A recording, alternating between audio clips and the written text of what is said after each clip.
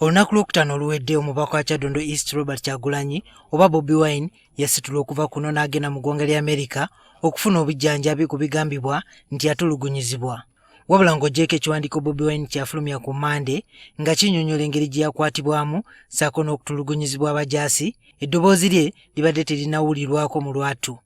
Olwaleero Bobi Wine alabiseeko eri abamawulire mu ggwanga lya Amerika, ono abadde ayambadde enkoofiira kati etakyamuva ku mutwe emyufu, abadde wamu ne pulida we Robert Amsterdam ng'ono abeera mu ggwanga lya Amerika.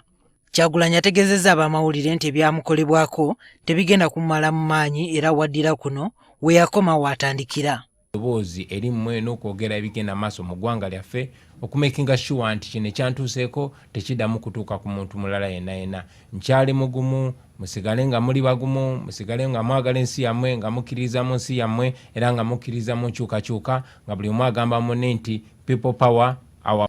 Ono akakasizza nti tewali kigenda kumugaana kudda kuno. I must go back home. Uganda is my home. I don't have another home. I'm Ugandan. And I'm going back home. Awadde ensonga lwaki yasalawo ajjanjabirwe ebweru w'eggwanga. Because of the distrust of our institutions. For example, I was brutalized. The second time I was arrested from the airport, I was brutalized in front of a government doctor. And because of what was injected in me, myself and my family was scared. Bobi Wine watuse ku nsonga ya Yasin Kawuma, omu ku bawagizi be eyakubwa amasasi mu Arua, ayozezza ku mmunye. Excuse me. Paid the price.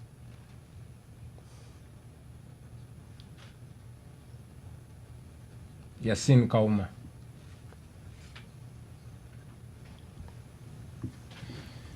Excuse me. Bannamawulire bamubuuzizza obaddala yeegwanyiza eky'omukulembeze w'eggwanga. It's about the religious leaders in their interreligious council who every day want change and seek for peaceful transition. It's about the elders that are continuously embarrassed by the ongoings in the country. It's about all of us. And that's why we say it is people power. It's not about Bobi Wine. It's about the people of Uganda. Pulida wa Bobi Wine Robert Amsterdam agamba nti bagenda kugezaako okulaba nga baperereza gavumenti z'ebweru naddala mu Amerika okulekerawo okuwa Uganda obuyambi naddala mu by'okwerinda. Looking at the Leahy Act. The fact is American arms and American equipment have been used to torture Ugandans. We call on the US government to immediately suspend military funding to Uganda. Ono ayagala wabeerewo okunoonyereza ku neeyisa y'amagye ku bantu ba bulijjo. We are compiling a list under the Magnitsky Act. Ugandan torturers beware. Your ability to travel, your ability to hold assets abroad may well be put at risk by your continuing to participate in a special squad of torturers set up specifically by the Ugandan army to. Kyagulanyi yava kuno ng'avunaanibwa gwa kulya mu nsiruke, wabula ng'ensonga zino tebazoogeddeeko nnyo olw'okutya okukontana n'ebiri mu kkooti.